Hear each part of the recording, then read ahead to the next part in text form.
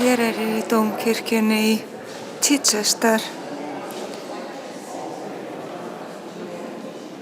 Þetta er mjög sniðugt hér og lítur í spegil og sérðu upp í loftið.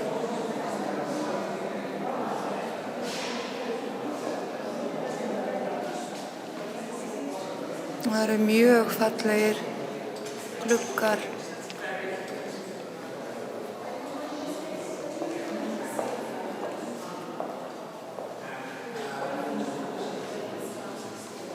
Og mjög mikið af túristum.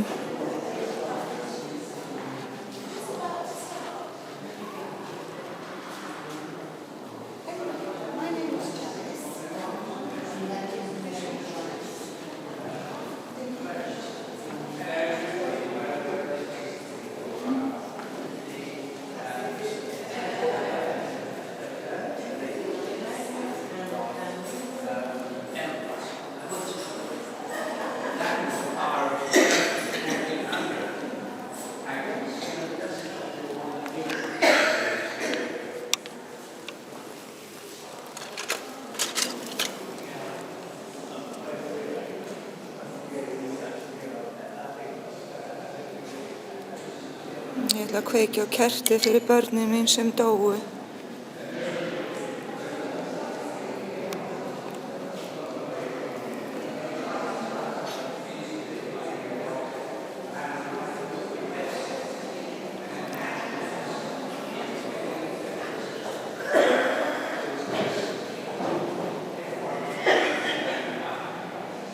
Hér er gamall biskup.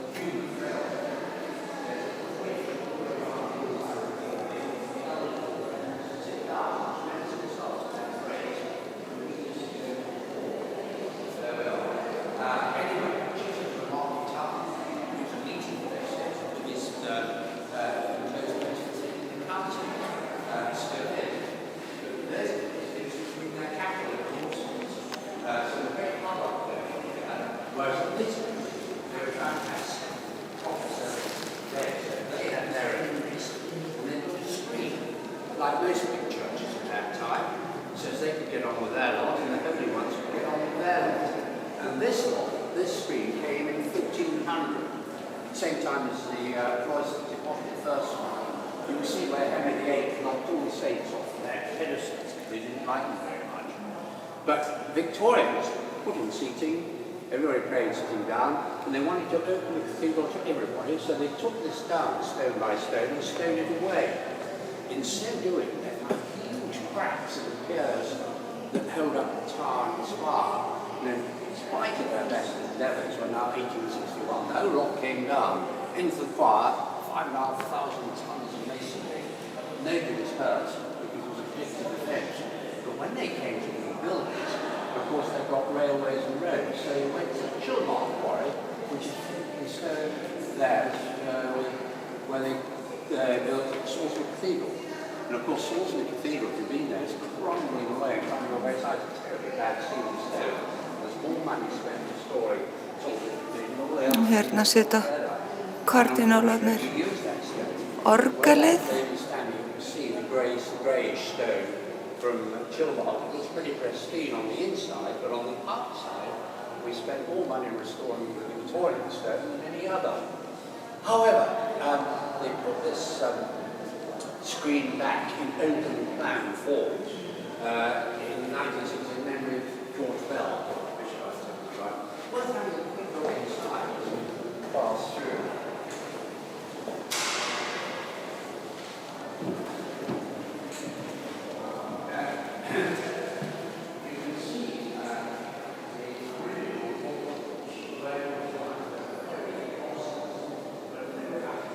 Gluggarnir eru svo fallegir.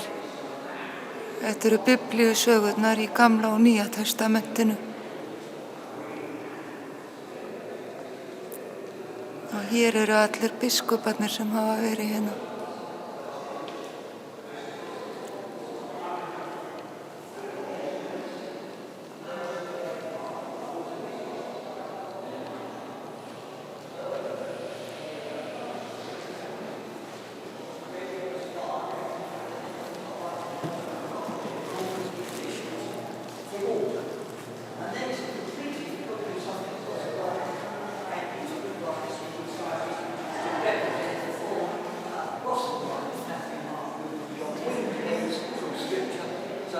once again, bottom left, we've got a pyramid head, Matthew.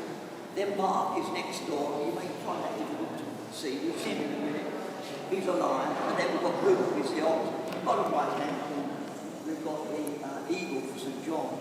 Now, when Piper had designed this in about 1964, it was known that it wasn't going to be possible to have it manufactured in this country. But that wasn't a problem, because in the 50s, about 7 or 8 years before 60s, Og altaristaflan. and you've just been to Coventry to think, well, some of us have been there. If I put this very crudely, the Sutherland Tapestry in Coventry is basically floor to ceiling. It's massive. And this tapestry would go into Coventry is 8 times. Coventry is massive. But the point of my story is that Coventry went out to Alderson to be handmade, and this tapestry followed the same course. Out it went. And back it came in 1966. One of the interesting things I found in researching what the background to this was, of course, when the people out of Alderson, Felliton to be actually as a village, were working on it, they finally completed it, of course, but they had nowhere to hang it. It was too big. So they took it out into the village square. If you like to pass that round. They put it, that one would come that way, I put that in the back row. And you'll see from this rather crumpled photograph that they cleared the car park, cleared all the cars off, and laid it out and walked all the way around it. The state of cars. Það eru margir túristahópar hér að fá leiðsögn. But so they had this look at it, even though they couldn't have it here. An interesting question for you. Back in 1960,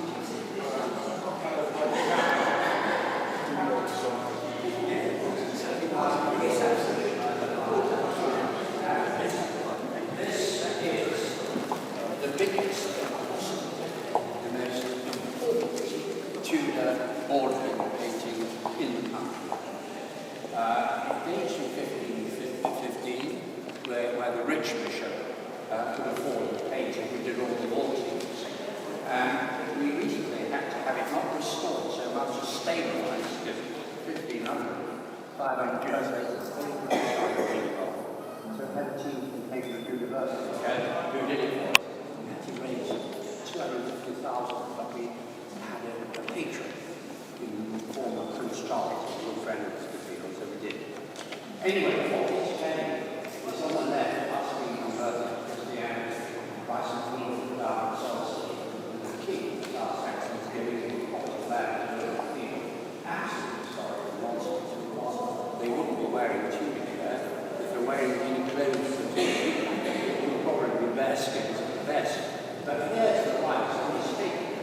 Kennedy bestowing the bishopric on his rich friend, Bishop Sherman. And underneath the dowries of all the kings, from the little cross at the far end to Edward VI bottom right. And of course, when Thomas Cook wrote anything. Og þarna staðista sálmabók í heimi.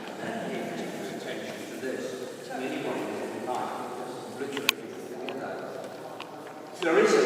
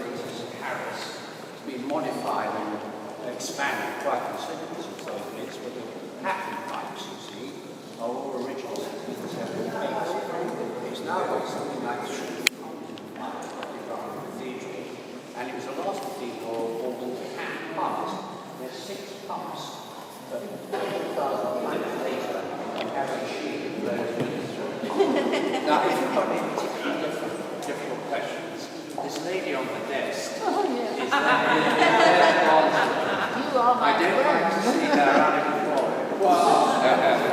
You might get a job if you come there.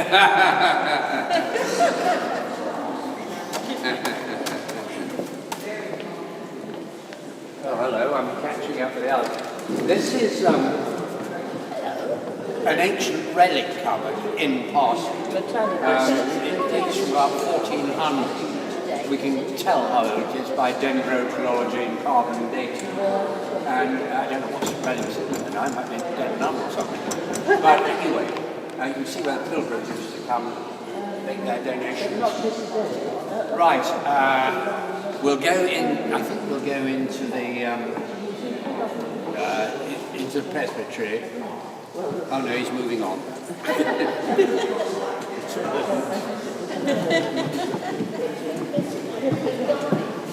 So I think we'll do the presbytery next to get into a view of this space.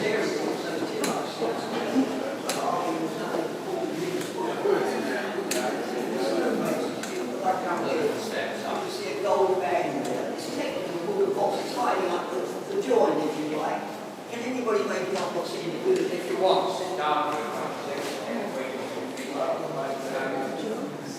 They're faces, yeah, they're faces. 6 faces actually. But the short of the eyes are there. We've got only 6 eyes. They're all shared. We don't know why that was. But I'm guessing probably that maybe one makes it all look I wouldn't look up there and we knew there's somebody that said it, but they're all wonderfully handcrafted. That's what you score. Let's go and look at the old church on the floor. It does, absolutely.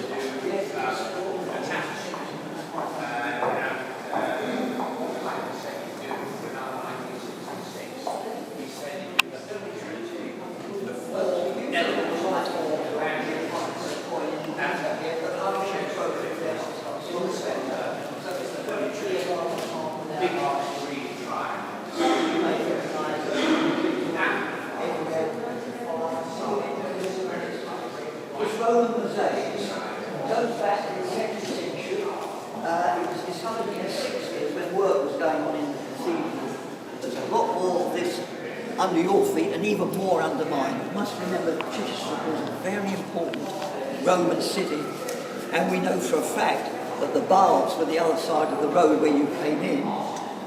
Not baths like you see in the city of Bath full of water, but remains of a bath, and we know that the forum and so forth was over there, so probably a lot of this is way under that way. What's it all about? The experts tell us it's the remains of a pavement of a public building. That's about all we know. But I always mention to people who are here on holiday or if you ever come back on holiday that you wouldn't, if you're interested in this sort of thing, you wouldn't want to miss Fishbourne Palace down the road, which of course is a World Heritage Site, the biggest remains of a Roman palace north of the Alps. It's a hugely important place, and you see much more extensive remains down there. Og hér gamalt rómverskt gólf.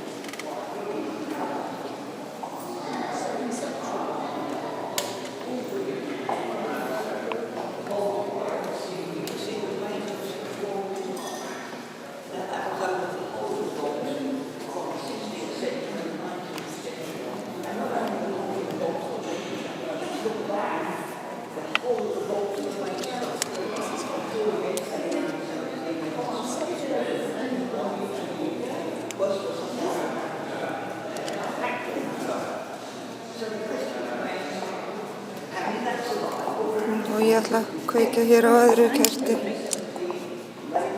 fyrir börnin mín sem dóu.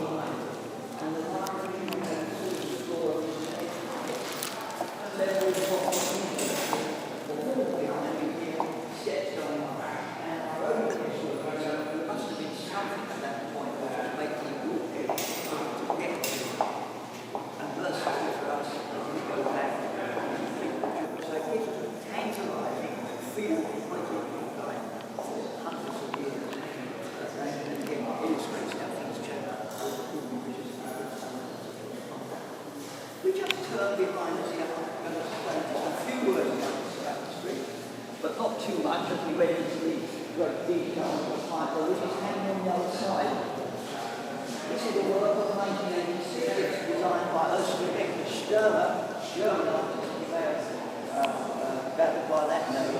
She was working at Westdean, our arts and crafts place, about 8 miles up the road, commissioned to do what we see here, as a symbol, if you like, of reconciliation between the English and the German peoples post-Second World War. Particular reference to George Taylor was very important. The middle panel was woven at Ursula factory in Bavaria. The two side panels were woven at Westdean up the road. The whole lot was paid for by German Christians. Most of the symbolism is to do with the medieval saint who was there on his pencil. He was here, of course, in the 16th century. His shrine was behind me where the modern altar is. It was absolutely huge, covered in silver and gilt, and pilgrims came from far and wide, hundreds if not thousands, on his anniversary day and so forth. But of course, in Tudor England, the whole lot was destroyed. All the treasures were carted up to the Tower of London, 5 wagon loads, plus the land of the Saviour, and that is that. But you can see, this has become a focal point again for prayers, which are said, really, and they're referred to on the service on that day, not individually, but as Mr. Dare said, the signature, Arthur signature shrine. We've got a nice little place of fantastic days, and it's a window designed by Marc Chagall.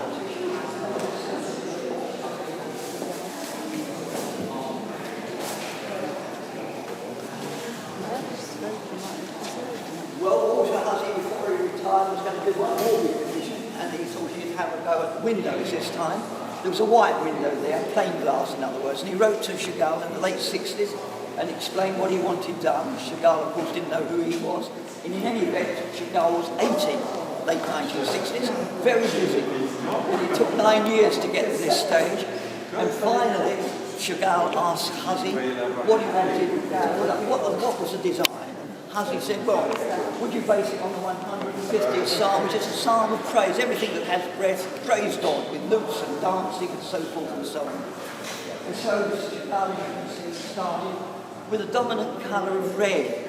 Anybody into Chagall's work will know his usual dominant colour is blue, actually. But this is a window of celebration. He put in the window there all the instruments in the psalm, human faces, animal faces, and quite a lot of faces he's made up out of his own head. So when I have the children and the students here, we always pause to look at the green patch. Who is he? What's he doing? And just below him is someone reading a book.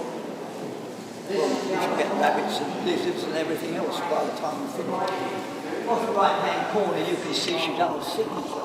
And then if your eyes go to the top of the window, you can see some guy sitting on a donkey playing his stringings with a blue crown upon his head. And that, of course, is Chagall's take on King David, the riser of the Psalms. It's a window which many visitors come to the cathedral, wanting to see the cathedral, but particularly don't want to miss this wonderful window. But I always take the opportunity at this moment, in case there are people who are really interested in Chagall's work. At Tudley, a village near Tunbridge, there is a parish church with 14 people.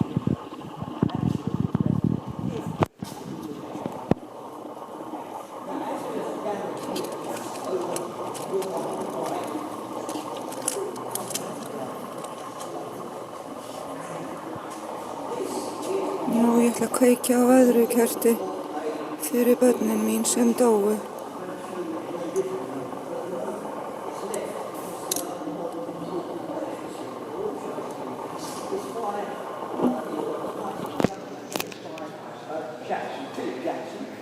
As you came into the cathedral, you saw a new St. Richard on the Plinth, as you passed. Or if you go out, you'll see it again. Jackson, by the way, a very eminent sculptor, operating today. His last work was in Parliament Square, Gandhi, Bomber Command in Green Park, umpteen Alderman Moore, any number of footballers outside the stadium and so on.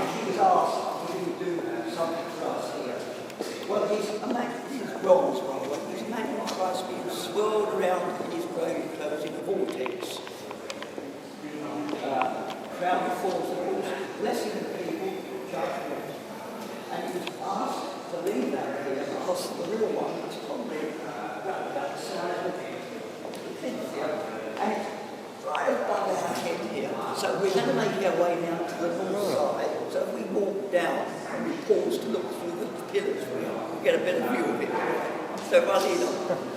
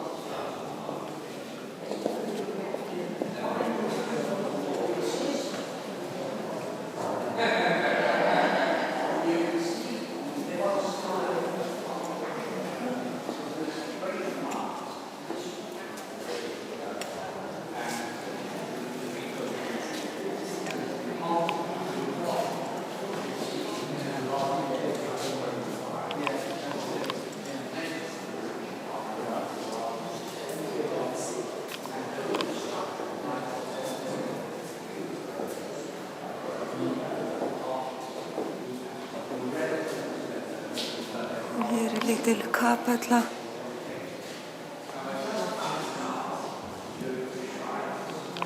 Jóhannes skírari.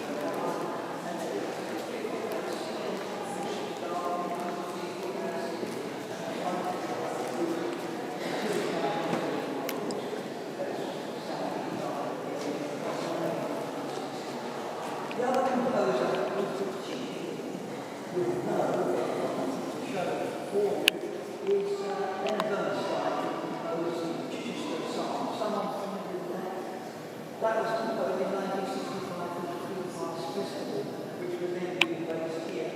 And Burnside was states that we made a big campaign on that. So they were not going to get it to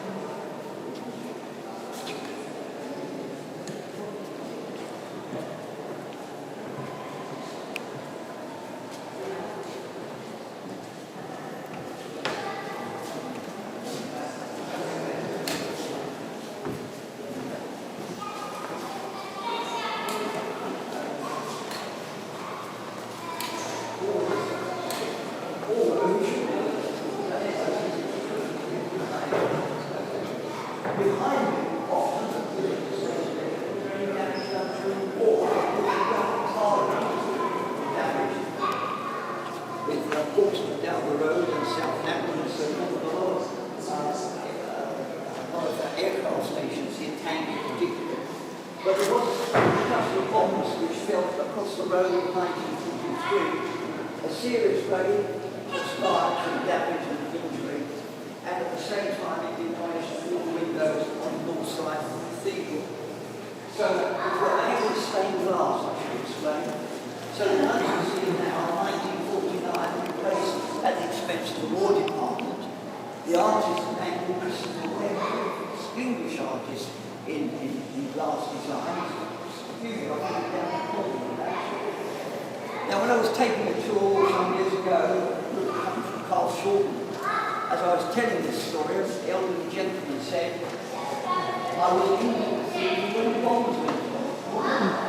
He was a young chorister, of course resident choir chorister, and they were in the baby show that very late afternoon.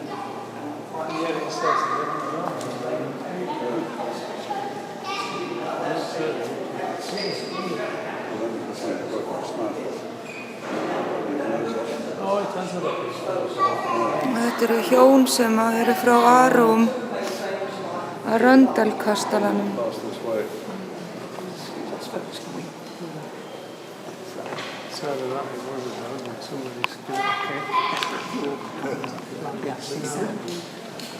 Sorry, don't go away. Yeah, do the other one. Now, I don't know if any of you are interested in poetry or Philip Larkin, but Philip Larkin was in the cathedral in the 1950s on holiday, in fact. And although he certainly wasn't religious, you would know Larkin's work, although churches fascinated him because he did several poems on churches, but he wasn't a believer in any way, shape or form. But what fascinated him here was a 14th century tomb with the Earl of Arundel here, his wife Eleanor. He's in effigy with all his armour, but he's taken his gauntlet off, and he and Eleanor are hand in hand. And when you see, from this perspective, you can see her leg under her gown is slightly turned towards him, as is her head. And it was that rather tender, sentimental aspect of it which caused him to write probably one of his most popular poems, especially the last stanza, which goes something like, all we can leave behind is love, which appeals to most of the optimists, but he did often say, well, but read the lines leading to it, because he's talking about almost, he's almost saying, well, you might like to think that, but that's how I feel. But it's not unusual for it to be used at funerals, actually.